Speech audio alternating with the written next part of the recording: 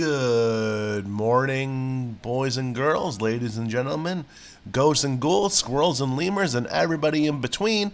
Today, we're going to be watching together a video called Why Companies Hate Work from Home Now. Well, I'm curious, why do they? I have some theories, but let's watch this video. I'm watching this video fresh.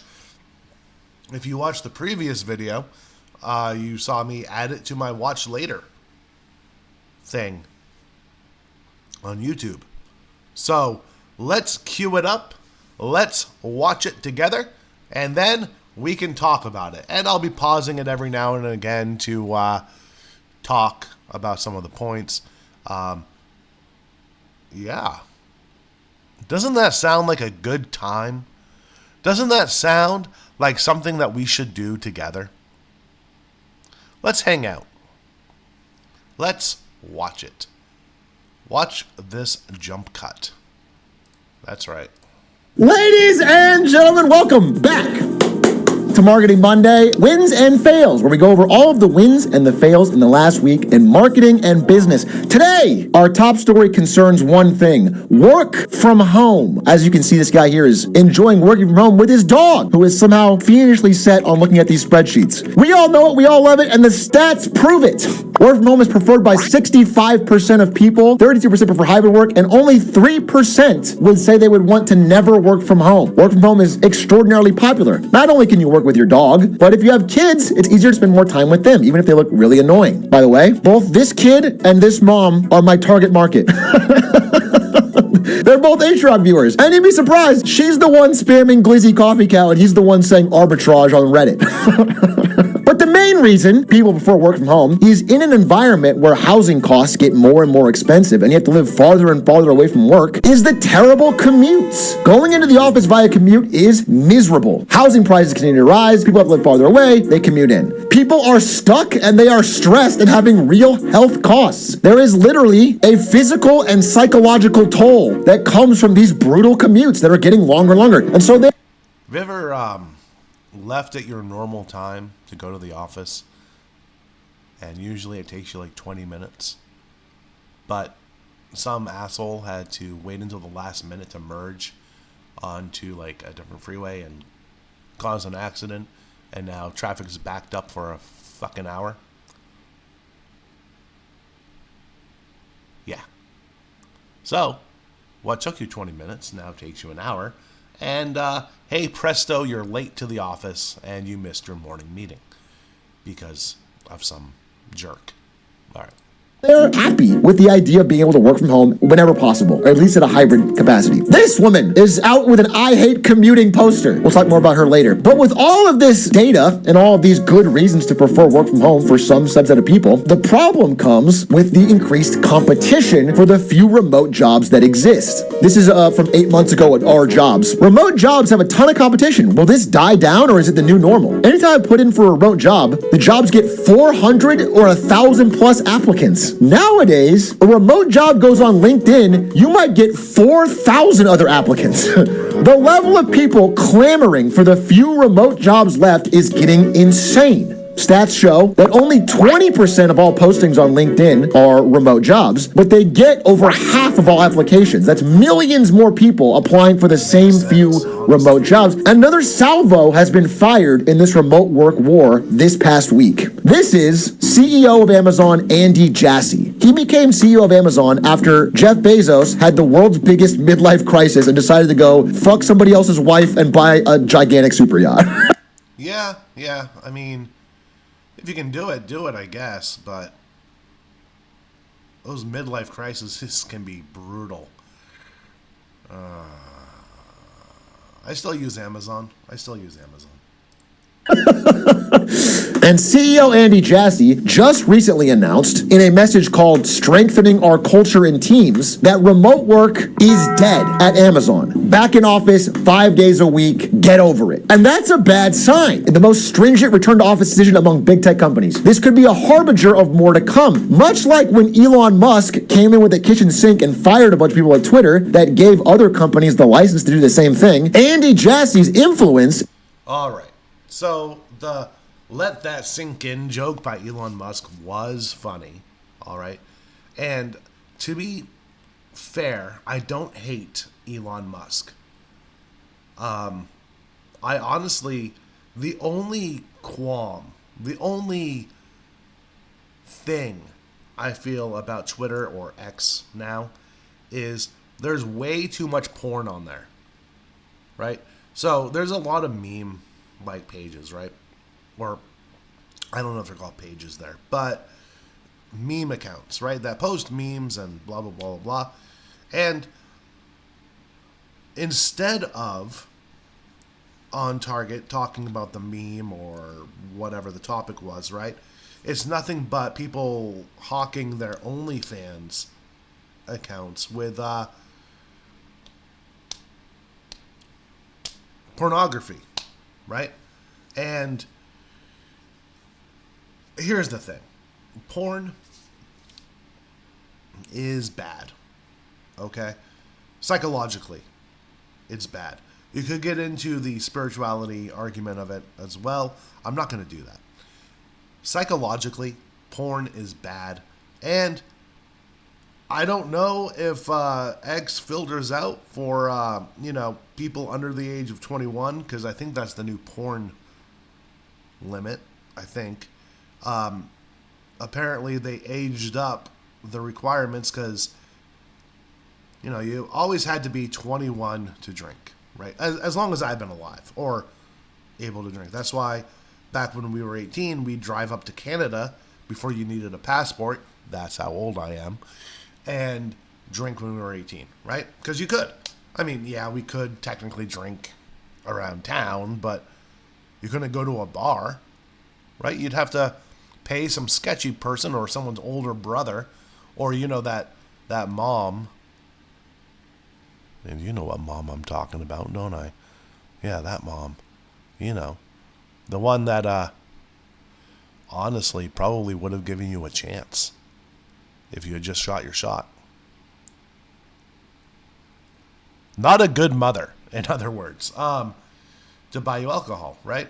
No, but, yeah, and now cigarettes, tobacco, vapes, what have you, are now 21 plus, at least here in California. I don't know about the rest of the country, because I've been here like 14 years, right? So, and I think porn is now 21 too. Because, I don't know, but you can still join the army and die, or you can still play the lottery, I think, when you're 18. I don't know, bro. You can also go into like $50,000 worth of debt with student loans when you're 18, but don't even think about smoking a cigarette. Fantastic. Oh yeah, the video. As a tech CEO, could lead to other companies following Amazon's suit and pushing for the end of remote working. Now, this woman I showed earlier, the I hate commuting woman, that wasn't a coincidence.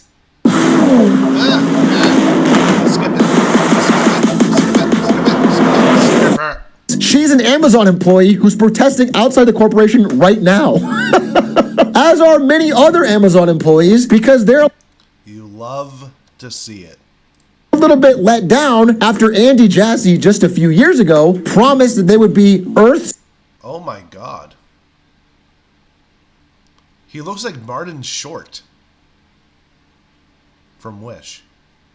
Best employer. Let's take a little stroll down memory lane with what Amazon said and what they actually did. In 2021, Amazon said everyone can work remotely indefinitely.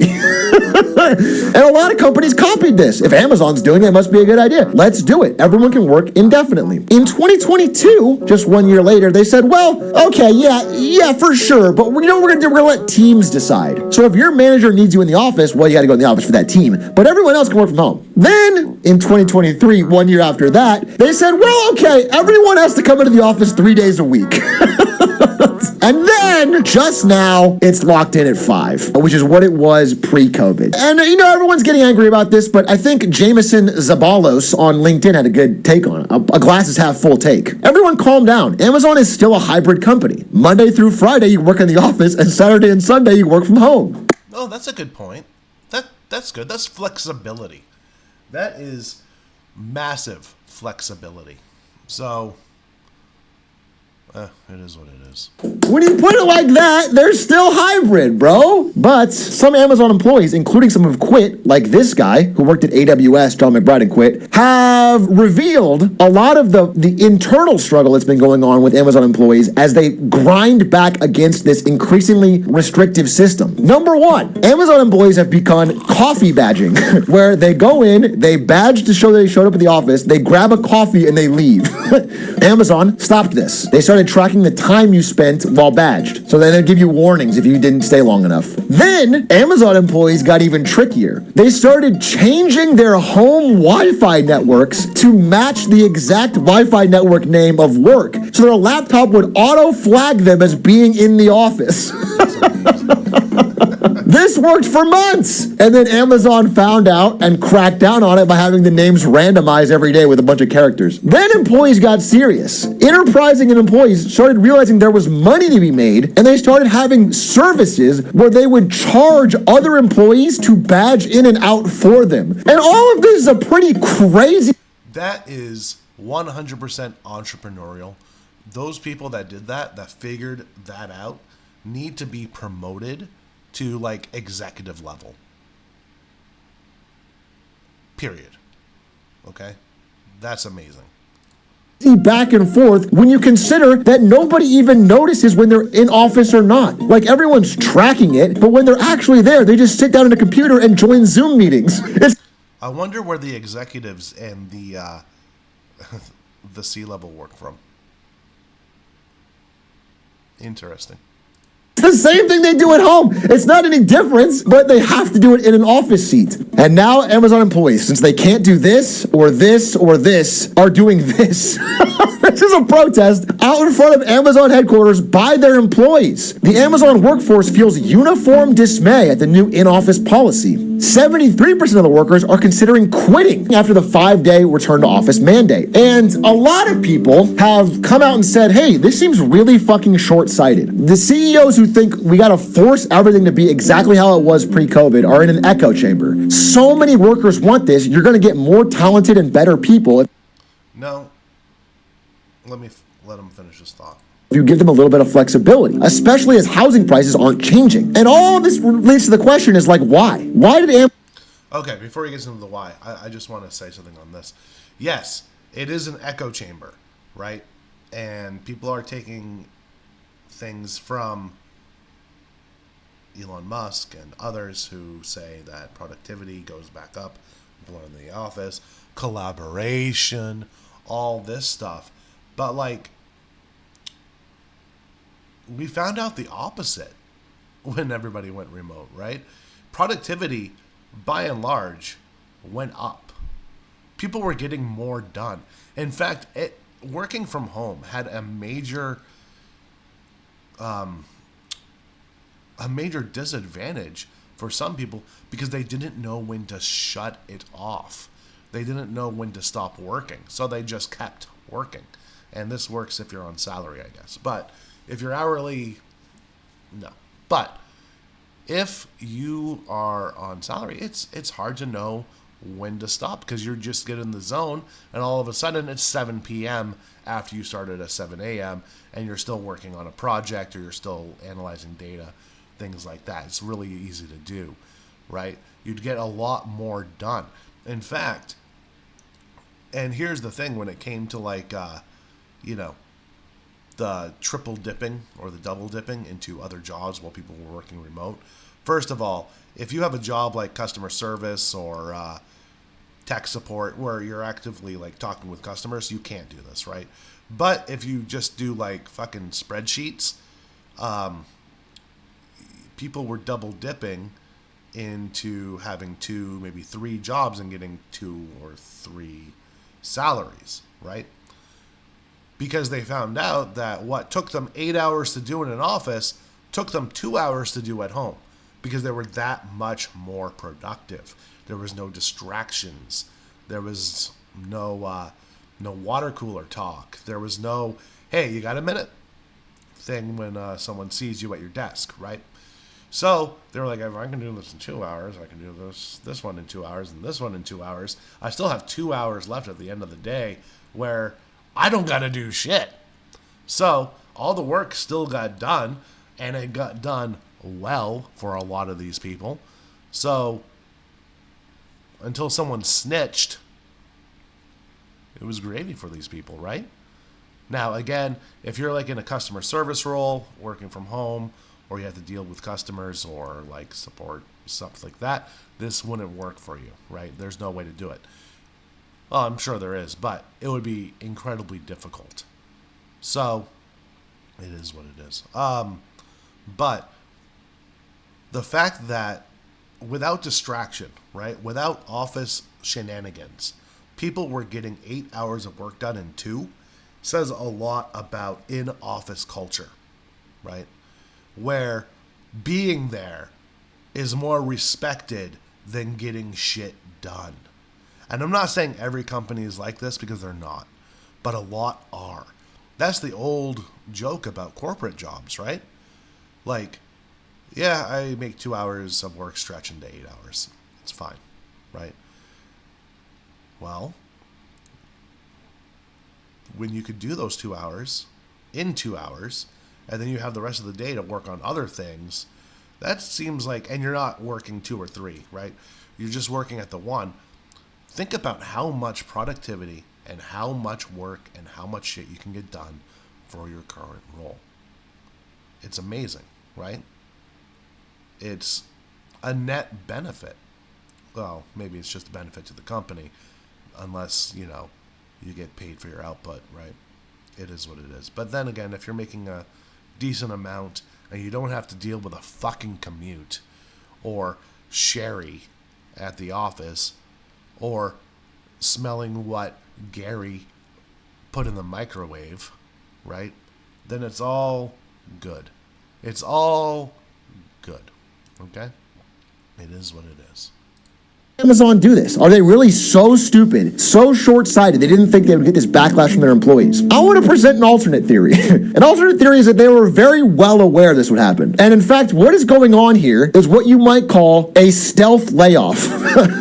If Amazon announces mass layoffs of white-collar employees, that looks bad for the stock. It looks bad for the company. It's a sign of slowing growth. It's a sign of bad times. If they instead refocus, if they're going, we're focusing on our core mission, we're bringing everybody back into office to grind harder. That sounds good, and if a bunch of people quit, all the better. Especially when you think, rather than laying off a bunch of people and having to pay them months of severance, they can just watch workers leave of their own volition. Especially because they basically left open the possibility that if enough people don't quit voluntarily, they're probably going to fire them anyway.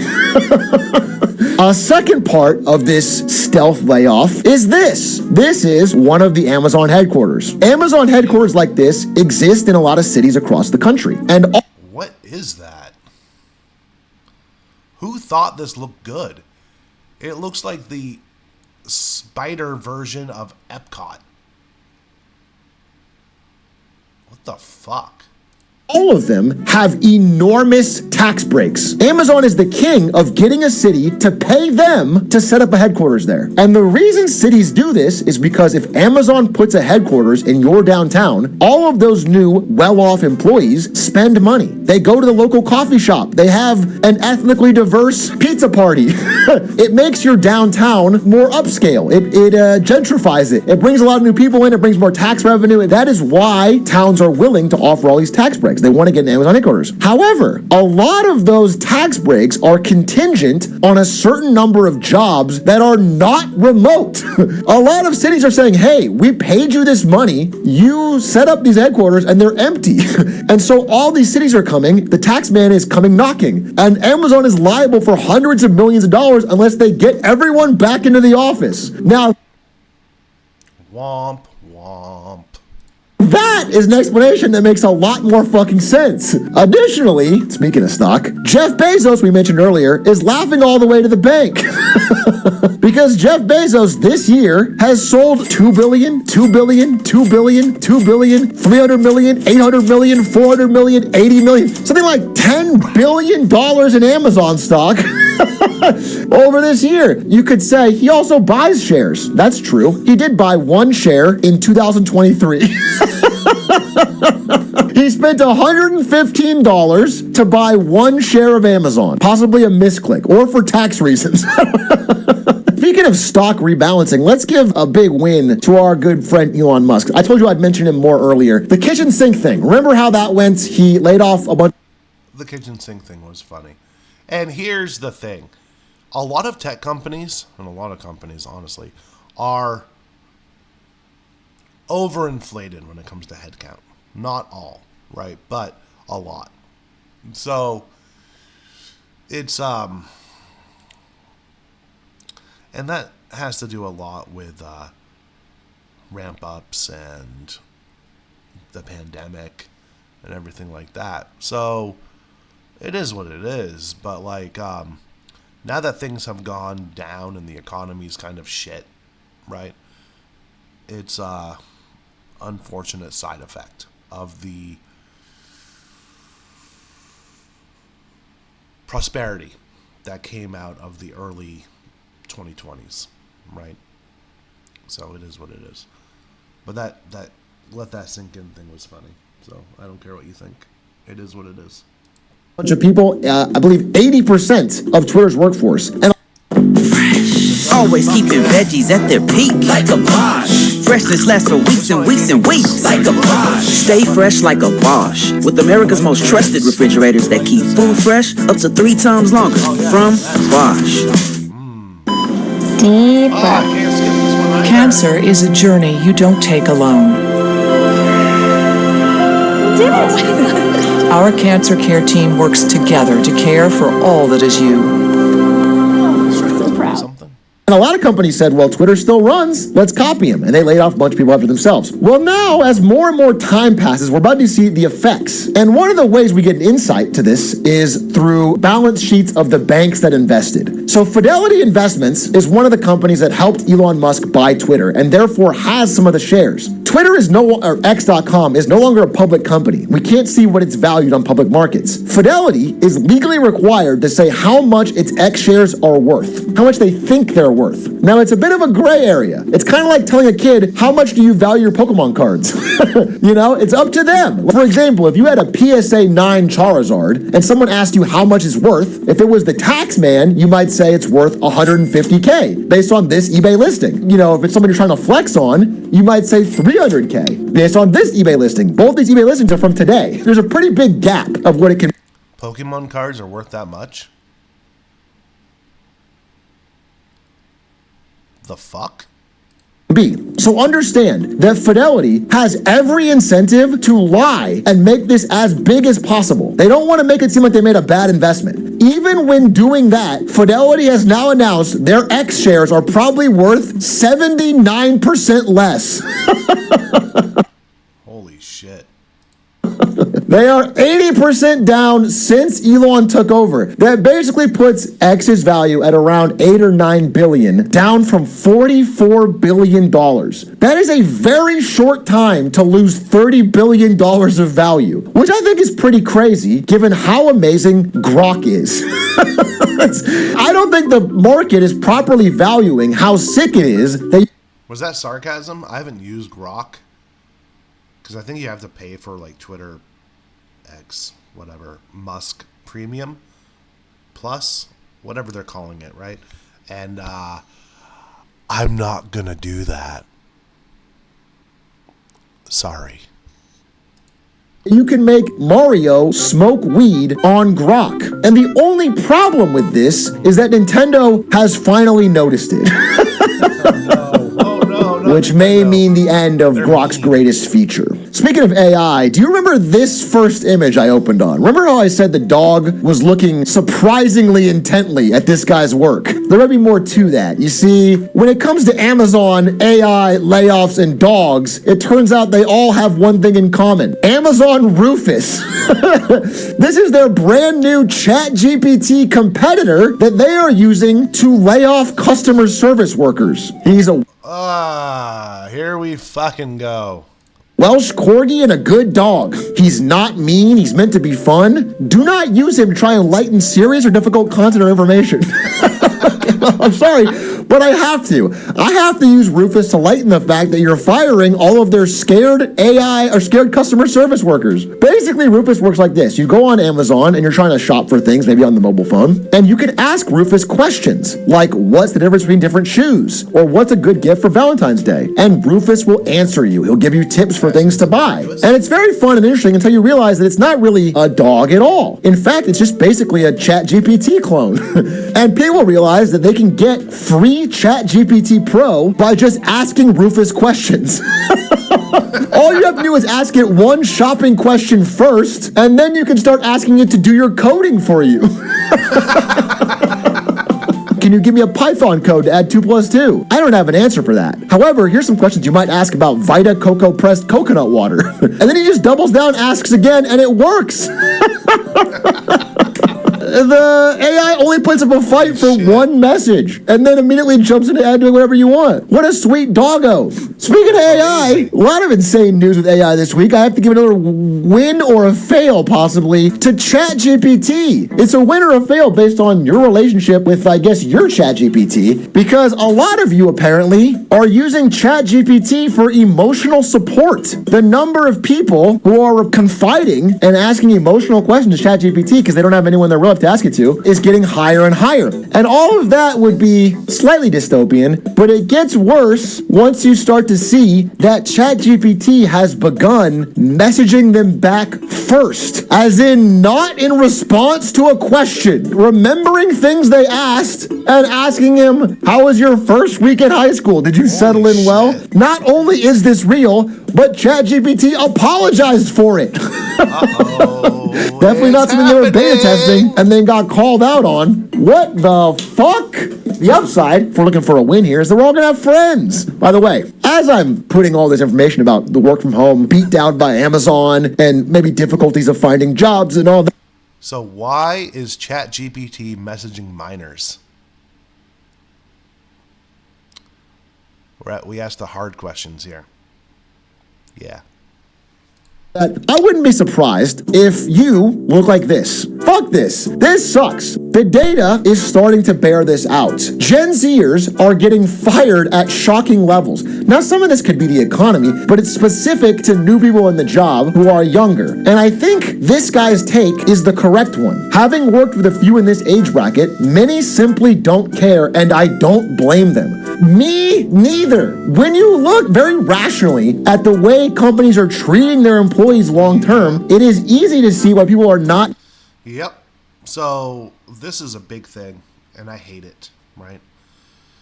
The things were going kind of good there for a little bit, right? With, EX, employee experience, and everybody being like, hey, maybe you should treat your employees like fucking humans, all right? Like, maybe they're humans, just like you are. I don't know. Let's find out. Let's see if we treat them better. Maybe their work output will be better. Oh, look at that. It is, for the most part, right? And then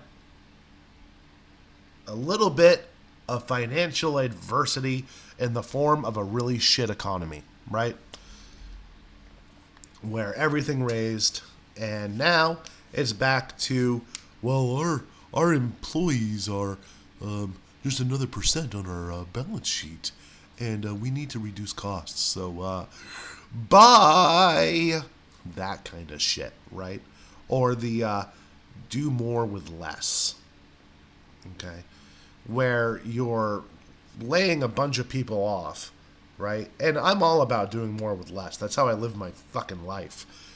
But when you're laying people off and expecting the people that remain to do the work of 2, 3, 4 people for the same wage, that's an issue. All right? That's how you lose your most talented people.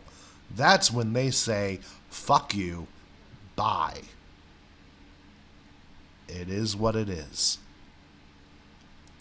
investing the energy into them that they might have done in the past. However, I have found a solution for you. If you're feeling like this, you're like, fuck this, I'm over this job I have or this job search, here's what you do. Become a laid off influencer.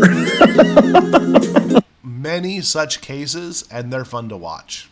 There is a growing TikTok trend of Gen Zers recording themselves getting fired to go viral. Now, I wouldn't call this a Gen Z trend because it was really started by a millennial.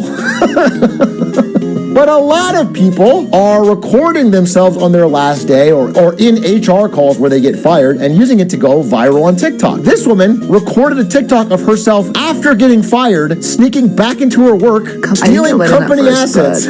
Come with me to steal company assets from TikTok because I was laid off. We have these not a we anymore. And then this is where they keep the company assets. This is super private information, so please don't share with anyone. But yeah, I worked here, so, I was taking what was rightfully mine. Company assets in this case are just snacks. I don't think she's going to jail for this. By the way, Ari used to do this while I worked at Twitch. Ari would come to my office at Twitch to say hi, but really just give me a hug for 1 second and then steal all these snacks. Anyway. The new Bearskin Hoodies 4.0 claims to be the most advanced, waterproof tactical... People are doing all of this as a chance to get their one-way viral moment, 15 minutes of fame. And normally, I would say that's a stupid idea because the short burst of fame doesn't mean anything. It's not going to last. It's not going to do anything. But possibly, I am wrong. I want to give a fail to myself because earlier on Marketing Monday, weeks ago, I made fun of Haley Welch, a.k.a. the Hawk Tua girl, for getting a Hollywood agent. I said, what the fuck are you doing? You have one viral meme. Why are you getting an agent to get a podcast and a reality show and a fragrance and whatever? Well, as of today, Talk Tua with Haley Welch is the number 4 podcast in America. What the fuck? Talk Tua is dominant. I have nothing to say, but I apologize. Not only that, but she gets to hang out with Connery's pants in the DMs. By the way, speaking of this top podcast list, you may have noticed at number 2, we have The Tucker Carlson Show. And obviously, That's crazy. Tucker Carlson, man, the fact that he has the number 2 podcast in the world, or at least in the States, I don't know, is just crazy to me. And I'm not saying that I'm on Tucker Carlson's side or I hate him or anything like that. I just find it pretty funny that a political figure is former newscaster, might be current, I don't know. I know that he got fired or quit Fox or something like that. Is a little crazy. But the fact that he's so reviled by a lot of people, by like a third of the country, and he has the top 2. He's in the top 2 podcasts. It's really weird, right? Are people just hate watching him? That could be it. Maybe people are mining his stuff for debate content. I love Tucker Carlson, big Tucker Carlson fan, but he's actually related to a win and fail this week. Tucker Carlson and Gen Z Malays have a lot in common. Basically one thing, actually. They have one thing in common, and that is a love of Zins. Zin sales in America have absolutely skyrocketed. I've never tried Zin. Their flavors look pretty good, though. 120 million cans a quarter. And people are now memeing that this has become their meal of choice. A sugary snack, a Zin, and a Monster. And that's all. I could definitely see that. Maybe not the sugary snack because I'm not that big on sweets, right? Other than like bananas, which I bought like a lot yesterday. I went to this place called Vallarta. It's spelled Vallarta, but they pronounce it Vallarta. And bananas were still like 59 cents a pound. And you know what? You know how much the 10-pound bags of potatoes were? I'll tell you, $2.50. I haven't paid that price for potatoes since I lived in fucking Utah in like 2014. All right? That was an amazing deal. I'm a man who loves his bananas, and I'm a man who loves his potatoes. Yeah. But Zyn, huh? Zyn and an energy drink does sound pretty good. That does sound like the new breakfast of champions. It used to be coffee and cigarettes. Then it turned into Red Bull and a vape. Now it's a White Monster and Peppermint Zyn. I'm down. All you need to lock in for Lock-In October, which is what I'll be doing. This is boy dinner. And Tucker Carlson in the past has said, hey, they're promoting weed to your children, but they're not letting you use tobacco or even non-tobacco nicotine delivery devices. Why do they hate nicotine? Because nicotine frees your mind and THC makes you compliant and Okay. I agree with this. 100%. There's a reason they vilified tobacco, right, and nicotine. And yeah, it's addictive, right? But it does improve brain function. It is a nootropic or nootropic, however you say that word.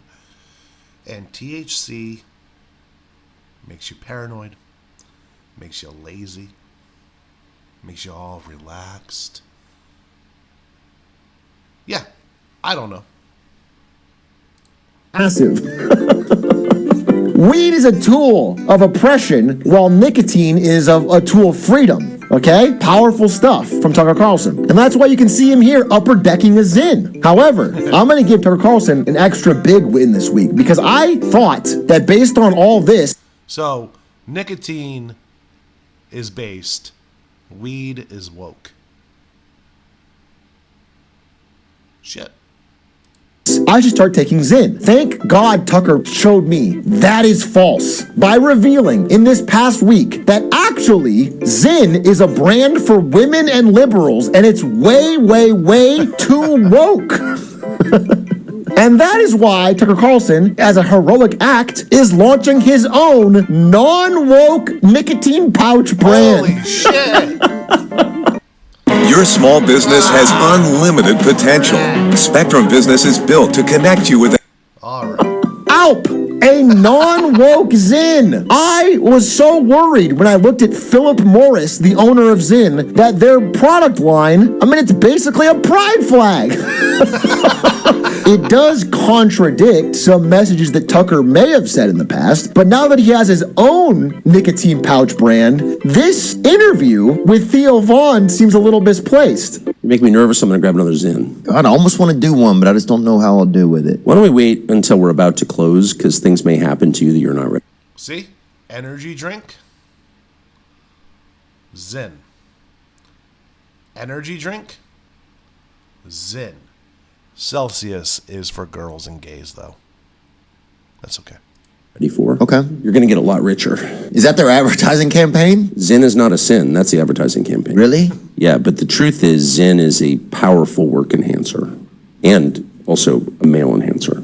If you know what I mean. Really? Oh, yeah. Fucking erection, huh? I don't know if I want a Zyn-supported wiener, I don't know. I think you do. So I just don't understand, because I thought it was a male enhancement drug that Theo Vaughn needs to take to have a Zyn-supported wiener, but now it's for women and liberals. Tucker, it's so hard to keep track. And it's not the first time that Zyn... All right, so sometimes you say things about the competition. It's fine. It's fine, right? You launch a product, and all of a sudden, all the other products of other companies that are related to your new product are shit. It's fine. That's the human condition. has been part of the culture wars. Earlier this year, Chuck Schumer called for a crackdown on Zyn marketing and availability to children. And Marjorie Taylor Greene said this calls for a Zyn-surrection. Other politicians were saying, you can take my Zyn from my cold, dead fingers. So I don't know what to follow. Speaking of culture... Is Zyn even marketed to children? Children can't buy it. I don't know, bro.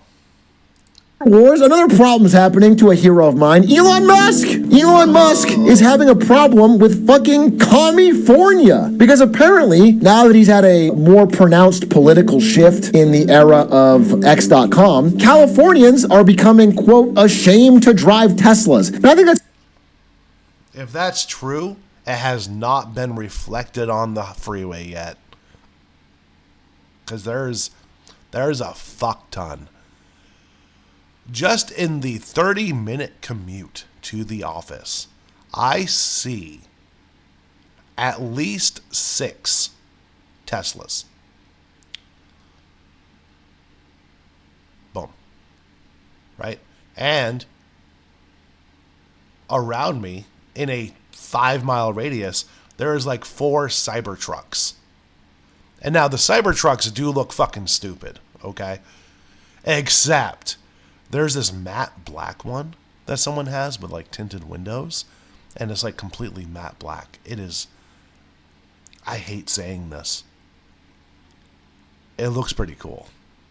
It's probably a bit of an extreme. Again, I think Teslas are good cars. The data is unmistakable. They are buying fewer Teslas. Registrations dropped 24% in the state. And this is happening in other, left-leaning cities. They're buying fewer Teslas. Now, California is America's largest economy, and this is hurting Tesla's future sales growth. I mean, obviously, they need to be able to sell there to keep growing. What they could do is pivot to selling in more red states. That's totally fine. I mean, Texas has enough people and a huge economy, could easily counterbalance any lost sales from California. The only problem is, even though politically they are more likely to support Elon Musk now, Texans don't give a shit about EVs. Like, not at fucking all. Their opinion of Elon Musk has risen. They like him more than ever. They like his cars as little as they always did. Again, Elon Musk, who now is hyper advocating for his side in this election, for Trump's side in this election, in the past had said Trump would be too old to be the executive of anything, let alone the United States of America. But now that he has the possibility of being the head of a government efficiency... See, this is just like Tucker, Carlson, and Zinn, right? Everything's bad until you get something from it. It's fine. I thought this was about remote work, though. Yeah, it is what it is. Force that could be hugely beneficial for contracts and tax implications for Tesla. Suddenly, he's the world's biggest Trump fan, especially because he made a post making fun of all of these companies woke washing their... I do this too. I make fun of this because it's nothing but pandering. I don't care what your political beliefs are. I don't care what your religious beliefs are. I don't care what sexuality you are. I don't care what gender you are. This stuff right here is pandering, and it's disgusting. Okay? It's not disgusting because it's rainbow or anything like that. It's disgusting. It's because it's for nothing but profit. One of my favorite memes is corporate logos from like dystopian sci-fi movies done with rainbows. Like Weyland-Yutani. Skynet, things like that, or Cyberdyne, just with the rainbow logo treatment, right? So this stuff, and I'm so glad that either it lessened this year or my algorithm has changed so much that I barely see them. I do know that one turned themselves into a rainbow for like a day and got so much backlash that it changed back to their normal logo like the day after. It is what it is. But this right here, don't fall for this shit. This is pandering.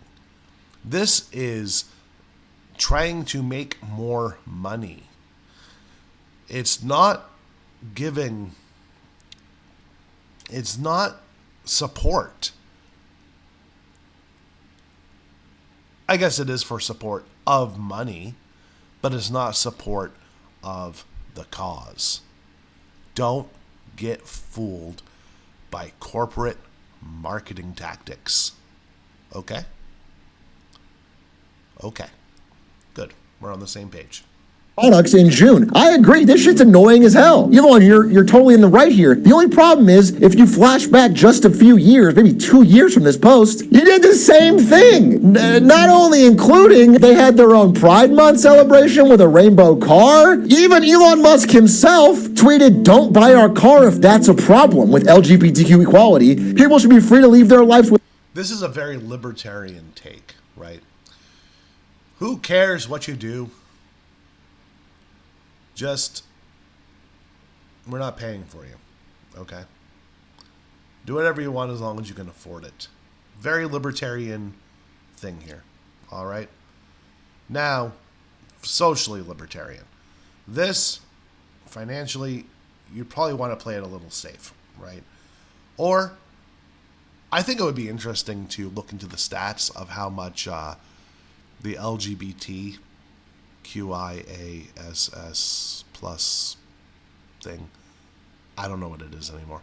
It keeps changing, right? But how much they make per capita compared to the rest of the population. And I know the population of that community is very small compared to, like, you know, everybody else. But do they earn more? Do they have more money to spend? Do they have more discretionary money to spend? Because that might be an interesting thing. So, oh well. Where their heart takes them, and then typed out every single rainbow. That's in 2018, and now he's an entirely different person. Everyone who hates ads will be using this Chrome extension by 2025. I feel like I just found a Google cheat code. It's a Chrome extension called... And it just feels like... Well, a lot of people are different people than they were in 2018. Come on. Like, some of these switch-ups might be motivated by more personal gain reasons. Anyway, enough about this. Because if there's one thing I want to talk about when it comes to the gays, if there's one thing the gays really love, can you guys guess what it is? The answer is Roblox. Specifically, Roblox Dress to Impress. And it's not just the gays, it's apparently everyone. This is a Marketing Monday win to Roblox Dress to Impress, a game I had no idea about that is apparently massively successful. Dress to Impress is drawing a massive crowd, not only among children and tweens, but adults and even celebrities. It has been played more than 2.7 billion times and has daily active users of... Is that more than Brookhaven? 250K. That would put it in top 5 on Steam. Holy shit. I mean, bigger than a ton of AAA games this year. A ton! Celebrities like Charlie XCX are now doing collabs, making her own brat merch within Dress to Impress only. Again, this is not even Roblox as a whole. That's crazy. By the way, half of these users are over 18. Despite the average Roblox user being very young, this game has adults playing it, and people are starting to notice. Specifically, EA. EA has noticed this hard and is desperate to try and make their own version of Roblox. EA is betting the company where basically they can get this effect. They make a platform where you can make your own game, then somebody else makes the great game for them. EA saw this and goes, wait, that's the fucking smartest thing I've ever seen in my life. We don't want to make games. We want to make the platform and let all our fans make games for free. That's what inspired Imagination to Creation, a new endeavor by EA. Let me show you a concept video that stitches together some of our more exciting experiments in service of imagination to creation. I hate EA. Hey, what if we made a game out of cardboard boxes? Yeah, let's do it. Make a maze of cardboard boxes. What do you think? Not bad. What if we make it multi-level? Whoa, let's give that one a go. That's cool. Make 2 characters with weapons. I want... Okay, let's see. Here we go. I like this one. Not now that my one. weapon of How choice. Ooh. Ugh, dead end. I think this world needs to be bigger. Make it more epic. Wow. Are you seeing this? Yeah. That's awesome.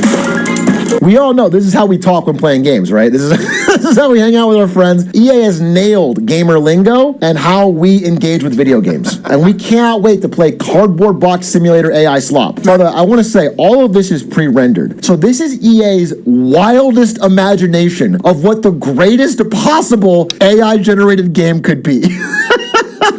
Holy cinema! Anyway, that's their plan for imagination and creation. They are pitching this to the investors, and they are trying to tell the world that, hey, we are going to get our own Roblox or we'll die trying. Will it work? It remains to be seen. All of that leads us to being done with American news, okay? It's time to show something that the investors really want, and the audience really wants.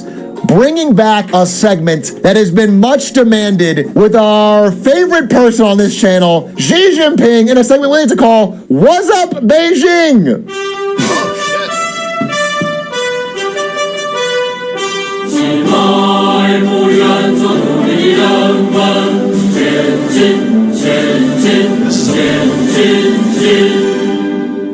What's up, Beijing? Yes! What's Up Beijing is back, baby. It's been a while. It's been a while since we've covered the goings-on in the Far East's biggest economy and the second largest economy in the world. And I want to start today not by talking about Xi Jinping himself, but by a random white guy that you probably haven't heard of named Ray Dalio. Now, Ray Dalio is a guy that is a chief investment officer for Bridgewater Associates, and he writes a lot about the economy in big, grand terms. And there's some things he's written that I think are pretty intelligent. However, one thing he's been consistent about for years is how confident he is that China will dominate the globe. Back in 2021, Ray Dalio said he's bullish on China, and he listed all these stocks that he thought were going to be unstoppable. Every single one of them is down 60, 70% since this point, but it's not worth really talking about. He also has this chart that he uses to talk about great empires, where he basically said that China is on the rise, USA is on the decline, and pretty soon China will stop them and become the great power of the world. He's been doing this for a while. It's been years of this, talking about this with Ray Dalio. And the best way to tell you that China's economy is in a tough spot lately is that when Ray Dalio goes on a podcast and says this. I think that there are real issues in China now, and they changed really in the last 4 years. That looks like a really shitty mic. I would not want to wear that mic. There are real issues in China now. When he says there's problems, when the world's biggest glazer comes out and says, yo, there's some real fucking problems, then you know shit's getting real. A while ago, I did a presentation on China's real estate troubles. And I mentioned during that presentation that youth unemployment in China had risen really high. And then they just stopped reporting it. They canceled reporting it. Months later, they started reporting it again, and it had mysteriously fallen. And they said, we basically took out all students. If you're a student, even part-time, you're not included, even if you're looking for a job and can't find one. Hey everyone, my name is Jeff. I'm with Rolling Video Games in Southwest Florida. I just want to tell you about my experience. Maybe I should spring for YouTube Premium. Oh my God. Even with this new method, the unemployment rate shot right back up.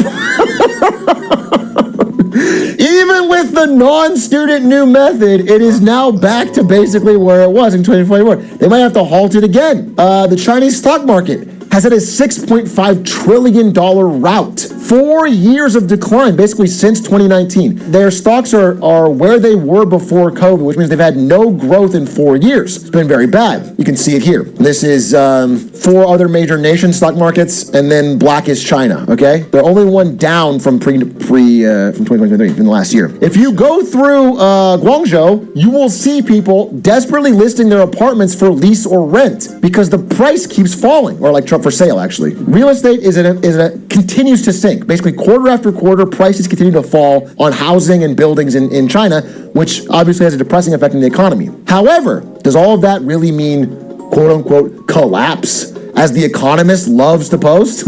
Fear of a Soviet-style collapse keeps Xi Jinping up at night. Look how sad he looks. And since Xi Jinping finally got this sad at the stock market going down and down and down, and the unemployment rate going up and up and up, he finally decided to do what America did when faced with the same problem in 2008. He brought out the money bazooka.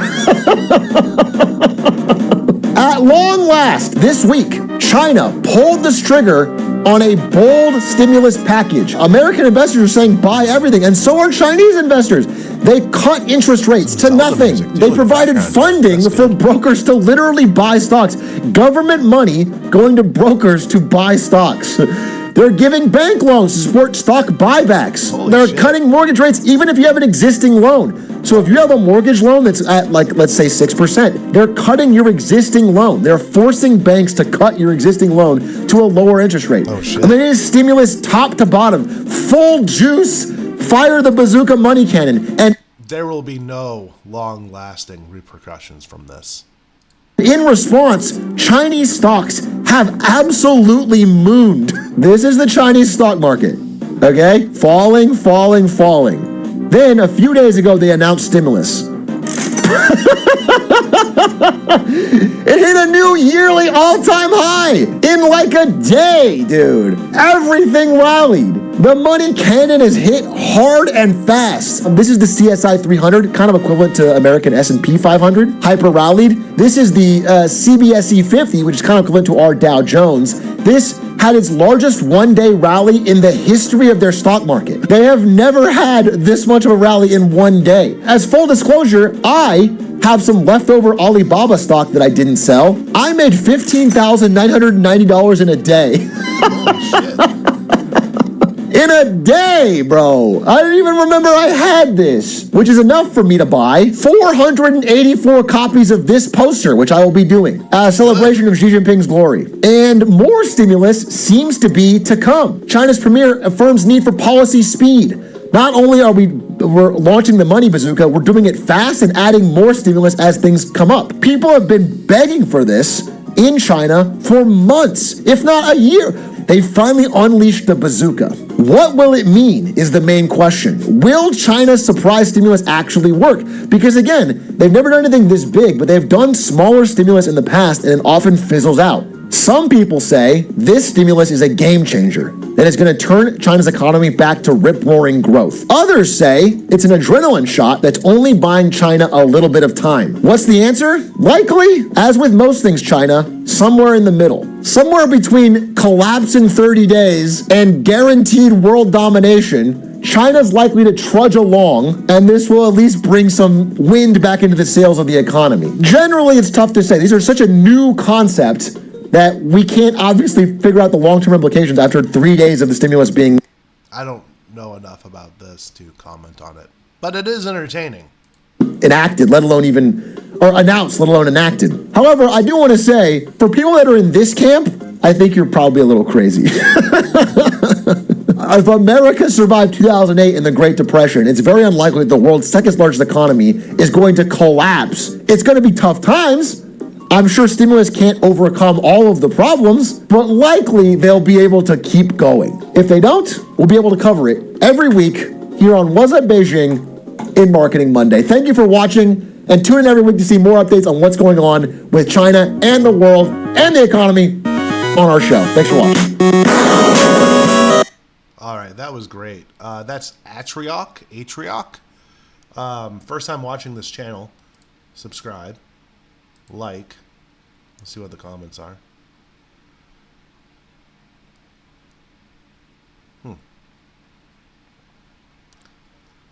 All right, so this stuff, the remote work, which was only like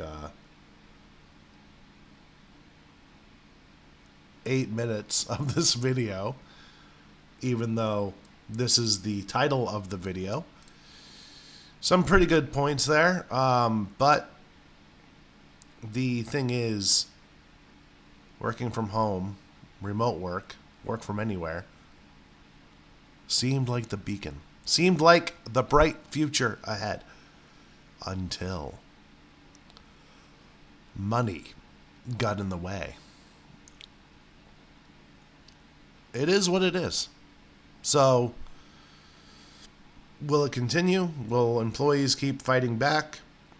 Will, I don't know, it all boils down to corporate real estate, right? All right, that's it.